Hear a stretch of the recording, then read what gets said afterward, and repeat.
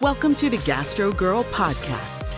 We bring together patients, experts, and health advocates who are all here to help you optimize your health. Here's your host, Jacqueline Gollin.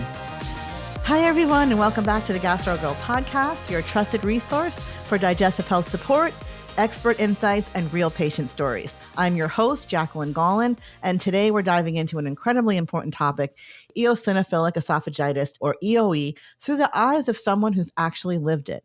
Before we begin, we want to thank Sanofi and Regeneron for sponsoring this episode. Joining me today is Wendy, an adult patient living with EoE, who's here to share her personal journey, from the early days of confusing symptoms to the long road to diagnosis, and how she's learned to manage life with this chronic condition. Wendy, thank you so much for joining us today. To get us started, just tell us a little bit about yourself, what you enjoy, and anything else you'd like your listeners to know. Sure. So I currently live in the warm and toasty state of Alabama, and I'm originally from Florida, also exceptionally warm and toasty. And I love gardening and hiking and my grandbabies and my wonderful family. And I am currently an online tutor and just love my kids. So I'm enjoying myself. So I love that you said that you sound like you have a full life and you're doing all these wonderful activities. Yeah. And I like to highlight that because a lot of times when individuals are diagnosed with something like eosinophilic esophagitis, they think their whole world is ending and they're not going to be able to do anything. So I always like to capture a little bit of the essence of our guests so that patients feel like there's hope and this is not a death sentence. It's truly something that can be managed. And, I want to highlight your journey today. So again, let's go back to the beginning. Can you tell us the first signs that you were experiencing when you felt like something wasn't right? Yes. So when I was in college, and this is a little bit ago, I just noticed that food was getting stuck in my throat, and it almost felt like a lump in my throat. It was very dry and it would just stop. And I could not get it to go down. And that was the first symptom that I had ever had. And I basically had to rush out of the cafeteria and unfortunately, get rid of that food because it would not go any further. And it would ease up. And I would go a little while, but that was the very first major symptom that I'd ever had. So scary. It was horrible. It was absolutely horrible. Oh my God. So how did these symptoms affect your eating? Like, were you were you afraid to eat? Were you socialized? Yes. You went on a date at dinner? Like what happened? 100%. So, and if you're extroverted and you like that, I mean, look, anywhere in every culture, socialization is married with eating. I mean, we eat and we socialize and we have a good time. And so I would begin to dread if somebody wanted us to go out to dinner or just sit around in the dorm room at the time. And as time progressed, at home or with my family, you start feeling a lot of dread and a lot of panic because that's what those symptoms create, because okay, I got to think this through. What are they going to be having? Where's the closest bathroom if this mess comes up? It's overthinking and constant anxiety because of that.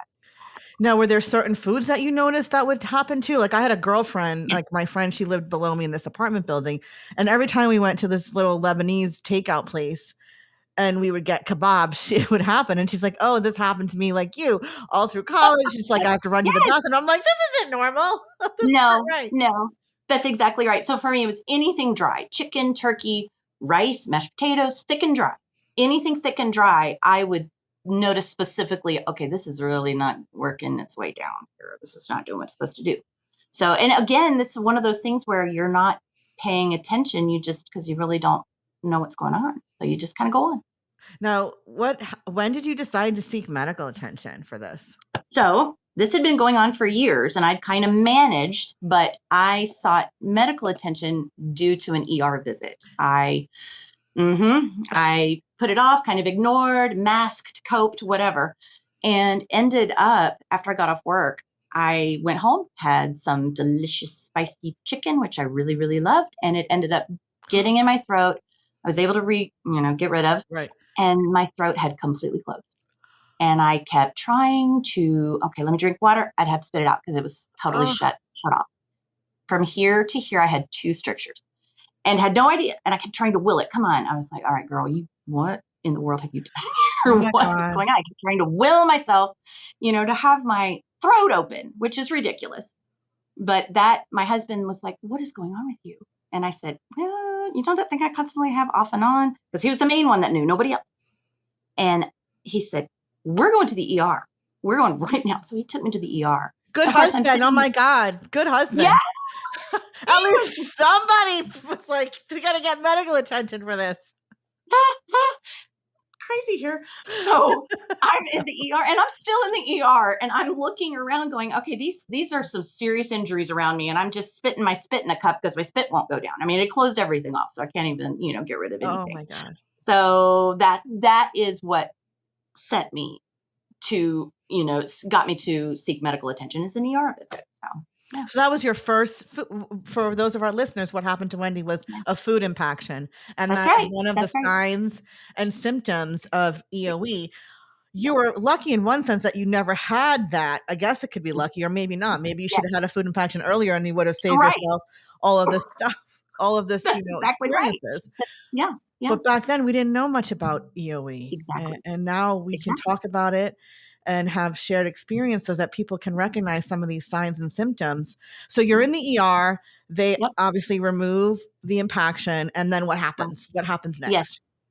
So of course, and I'm dilated because I had a complete 2 set of strictures. So 2 parts of my esophagus are just nice and tightly closed. So I get dilated out, and they take the biopsies, and the doc let me know. So we've taken biopsies, and I can't remember the eosinophil count, but basically I was just loaded with eosinophils, which I didn't know what they were. I had never heard of any of this. So he said, I believe you have eosinophilic esophagitis. And I was like, who the, no idea what. Okay, sounds great.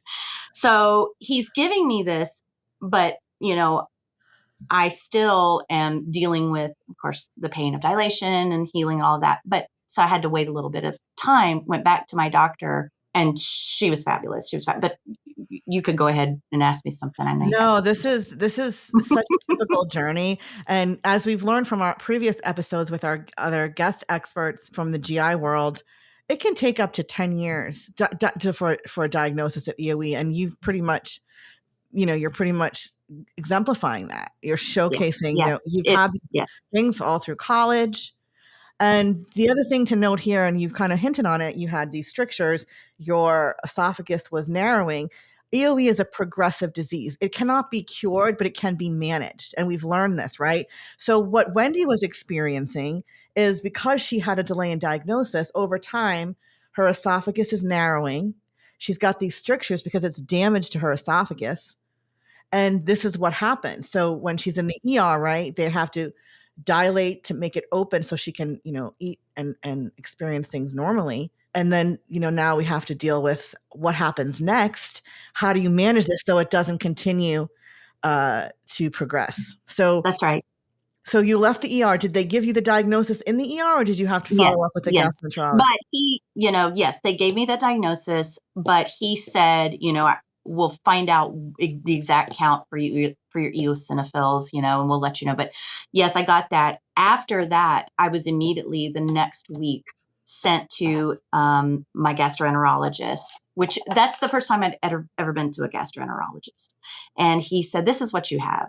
And I told him, I said, I'd never heard of this thing. What in the world? He said, it's really not terribly. A lot of people just don't really know about it and kind of ignore symptoms for years because it is strange. I mean, it's just strange. It's not, nobody sees it. You don't look like you've got anything going on. You look normal, sort of normal, whatever that is. And so he said, we're going to start you on some meds and some different things. So I began a medication treatment of different kinds. So this is interesting. And again, we don't know what it is. And you've had it for so long. Did you feel like it was just part of your life? Oh, I need to drink extra water to shove this food down. Like what were you coping with? Like, yes, 100%.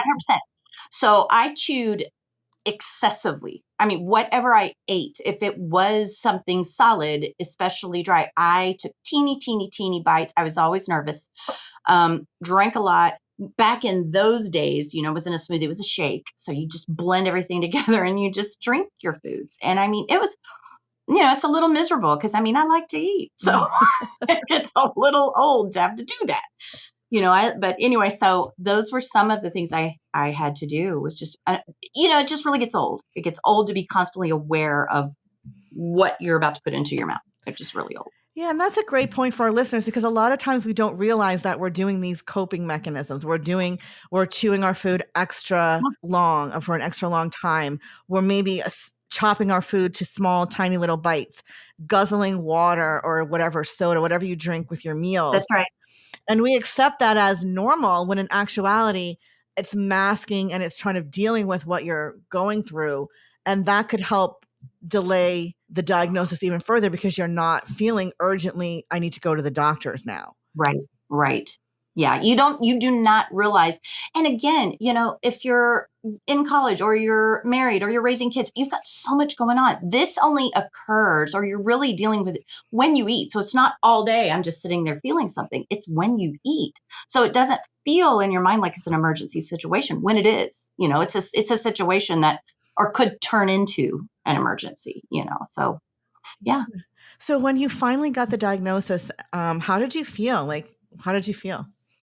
I felt like a weight was lifted off of me. I thought, well, okay, hallelujah. This is a real thing. This isn't me doing something wrong or me eating incorrectly or woofing my food. Cause like I said, I love to eat. I tend to blame myself if I'm doing something. I kind of, what did I just do? So I felt vindicated. You just kind of feel, wow, okay, well, what is it? And then the part of me that wants to know everything about it, I began the questions, and my nurse practitioner was working with me at the time. And that woman was fantastic. Absolutely a fantastic advocate. So yeah, it's a great feeling when someone tells you, yes, this is a real thing. And here's what we're going to do. Now, were you presented with options for your treatment? Probably it was a while ago since you were diagnosed. How long have you been living with this? That's right. So this is, of course, years of slow build. However, but it was just a little under 7 years ago that the ER visit happened. And so she put me on one medication that was, you squeeze it, you pump it, and swallow that inhalation or whatever that is. And I was put on that for 2 years with very little, for me anyway, very small eosinophil reduction numbers. The percentage just kind of went down a smidge in 2 years. So of course I was dilated again in that time frame, all of that stuff. My second medication was a slurry, and I was on that for 2 years. Still had to be dilated in that time, still had strictures and closures, lots of biopsies, So, and the last time that she had to do that, and this is a normal thing, I actually experienced an esophageal tear. It wasn't a perforation, but it was a tear, where they just make that nice cut, which can happen. I mean, that's part of it. You going in, this is always possible. So that took extra healing. That was super painful. So then I was finally put on Dupixent, which is what I'm on now. And for me, it was a life changer for me. But, it's different for everyone. But that medication, so that was a 6-year project. That was a total of, it was 2 years, 2 years, 2 years. I've now been on Dupixent. This is actually my 3.5 year for Dupixent. So yeah, Now, is that an injectable? It is. It's a pen, a preloaded pen, and I do it in my leg, and it's weekly. And it's not hard to adjust to. You adjust, but it's not hard to adjust to, and it's worth it. You pointed out your journey with the different treatment options. And I want to highlight the fact that when you were diagnosed, we didn't have the options or the understanding of EoE as we do now. There has been so much progress with research, clinical trials, that we were able to arrive at a treatment option like Dupixent, which works, I believe, on type 2 inflammation in the body.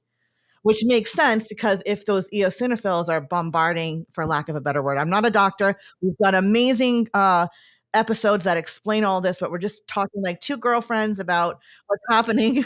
It's inflammation. And that's causing the swelling and the narrowing of the esophagus, and why food is getting impacted. So when you have a medication like Dupixent, which attacks that inflammation, that's when you're finding the relief. And when you go in and you measure, the doctor does, through endoscopy and biopsy, and see the reduction in eosinophils, that's what you're seeing as success for that treatment. Yes, that is it. Well, you know your stuff. Yes, that is exactly it. And, we talk about, do we mention the drug name? Yes, we do, because at the end of the day, this is about bringing patients information, letting them know their options. Yes. Dupixent may not work for everybody. Everyone has a different presentation of the disease. But for listeners who maybe have a similar journey, who've tried the slurries, which is what I guess you mix it up and you swallow it, there's like steroids that are, you inhale them. There's a few different options, and even dietary interventions, which are more challenging and more difficult to at times to practice in everyday life. This is another option. And that's our goal here, is to make our listeners aware that this is another option to talk to their healthcare provider about. That's exactly right. And, for me, and just to go on with talking about Dupixent, learning to give myself an injectable, that was not a problem. And they have videos that show you how to do that, but that put me into an incredible state of better health. And it's a process. Each med was doing something, but that one did what I needed it to do. So would you say that using that medication put you in remission when you go to the doctor? I am. It is on my chart right now, in remission. I mean, that is just the most incredible thing, because after we moved to my doctor, he pulled out my chart. He said, "Oh, I see you're in remission." I'm like, "Yes, that's right. I am." I can eat whatever the stank I want. That's what I was going to ask you. So in remission, so how has this changed your life? So again, EoE, there's no cure for EoE, but it can be managed so you can achieve remission like That's Wendy right. did. And that's huge. That's right. It is huge. It is huge. Remission for me, basically means I'm not off and on throughout the day having to even think about it. I don't have to think about it anymore. I don't have to be in a panic mode. Okay, did my in-laws want us to come over and eat dinner? What is she making? What am I going to do if I got to get up? Where's the bathroom? I don't want to do that. I don't want to live like that. And so for me, I just go back to a normal life that I did not even realize I was missing out on. So yeah. So you'd say this was a game changer for you? Yes, 100%. When it completely flipped my life back to what I vaguely remember as a teen, just living normally, because this began in my, early 20s. So yeah, it was a 100% game changer. So 100%. this is, I really appreciate your opening up about the journey, because it's not always pretty, right? You have to go in the bathroom and try to get the food out. And I mean, let's be honest, that's not it's terrible. That's and right. It's scary. Like, oh my God. And, you feel a fear of choking, but to Yes. be able to, the key to your journey was finally, and unfortunately, I'm sorry you had to go for the impaction, but you didn't know that you should go to the doctor.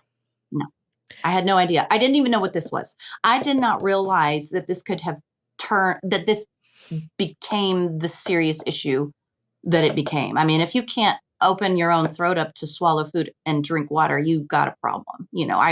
So I did not have any idea that this would progress into that. I had no idea. So I'm thankful for going through that part, but I'm more thankful for me, Dupixent, because I live now how I live, and I'm just as crazy as always. So, I get to be myself and eat whatever I want. That's beautiful. I mean, that's so great. And, I can tell you're a very social, fun person. So I'm an extrovert, and I try to dial it down and be mature, and it's very difficult. I'm sorry. No, I love this. Okay, good. Now, for those of us who are listening, and I know sometimes challenges are, and we've addressed this in other episodes, when a patient is on a certain medication or treatment, to take the leap of faith and to know that they can achieve something better. Like, they don't have to settle for this. There may be something that could help even more. How did you navigate that with your healthcare provider? It's scary. You kind of don't know the unknown. So do I just live with this, or do I try something else?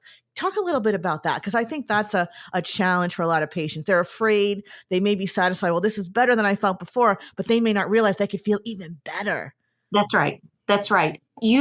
One thing I have learned in this is to advocate, especially, advocate for yourself. Go ahead, ask those hard questions. Say, but I still don't feel good. Don't be satisfied with what someone just gives you and you take it and it's not working. Well, it's supposed to work. Maybe I shouldn't say anything. No, say something. You need to get out there and say something, because anything can be better. Anything. So what I was thankful for is I had good doctors who advocated for me. So I I pushed the questions and all, but she was like, no, this is not working. Let's try this one. No, this is not working. Let's try this one. When it finally got to the point where the second thing, the slurry wasn't working, she said, okay, there's a new med. And that's when we got to the Dupixent. There's a new med because it wasn't on the market for this at the time. But yes, advocate for yourself. Don't be afraid. If your doctor is there to help you, they're supposed to be. That's their job. So go ahead and ask them the question. Say, I need your help. I need you to help me find the best thing for this. And don't be scared to, be scared.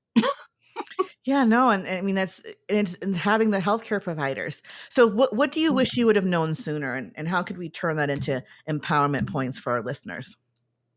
Well, I wish, number one, that I would have listened to my body and listened to my body saying, hey, something's not right, instead of shoving it to the side. I also wish I had heard of EoE before. I wish I'd known something about it so that I could have made maybe a quick connection, gone, okay, maybe that's me. That's kind of an unusual thing. Maybe that's something I'm dealing with. I would strongly encourage people to just pay attention and listen. You're allowed to listen to yourself when something doesn't feel right or feel good, and advocate for yourself. That's so powerful. What advice would you give someone who's still searching for answers? Don't give up, because there's an answer out there for you. Everybody's completely different. All of our bodies are different. Everybody's individually different. And so just don't give up on yourself. Please understand that there is light at the end of the tunnel, and you do not have to live with this thing, that you're a doctor. And honestly, if you're a doctor, your relationship with your doctor is not what you'd like it to be. Go find somebody that's going to listen to you and keep going. Don't stop with it and, end up in the ER with a stricture or a closure. Get to that point where you're not afraid to ask questions. Go ahead, seek all the advice you can. And I'm also thankful I had a lot of family going, okay, we're going to keep up with this. I was your husband get you to that ER. That man is the most laid back. We're opposites. Okay, we're polar opposites. And that dude was like, man, what is wrong with you? And I'm like, what? I turn into warrior mode. And I'm like, all right. I love it. All right, I better get my butt. I love it. So I know we're almost at time, but are there any resources, websites, or communities you found helpful that you? Yes, and I wrote them down. So of course, because I love Dupixent, they've got fabulous stuff that teaches you what eosinophilic esophagitis is, management. But also this one that I looked at was EoEcare.com, and it's the Esopha Crew. They do some things. And then the Asthma and Allergy Foundation of America gives you a lot of good information about what this is, because folks don't know what it is. And so it's really good, to be able to do your research and understand what you're going through and the possible options out there. And I don't know if you heard about this, but one of our, our favorites in our, we do lots of, back and forth supporting is AppFed. They have communities of support. We love them. Mary Jo and team over there. Thank you so much for joining us today and sharing your journey. Your honesty, strength, and wisdom truly resonate with me and so many of our listeners who are walking this path, and really helps them to feel less alone. Now, to our listeners, if you or someone you love is struggling with symptoms similar to what Wendy has gone through, like difficulty swallowing or unexplained food getting stuck, please reach out to your healthcare provider. And for more resources, patient stories, expert insights, visit gastrogirl.com or check out our YouTube channel. And don't forget to subscribe, like, and share the Gastro Girl podcast wherever you listen. And until next time, take care of yourself. And remember, we're here to walk alongside you on your digestive health journey. Thank you so much for joining us today. Thank you for having me. Thank you for listening to the Gastro Girl podcast. For more information and resources, please visit gastrogirl.com. Do you have a question for Gastro Girl? Please email podcast@gastrogirl.com. The information, opinions, and recommendations presented in the Gastro Girl podcast are not a substitute for medical advice from your healthcare professional. Please consult a licensed clinician in your state regarding all matters related to your health.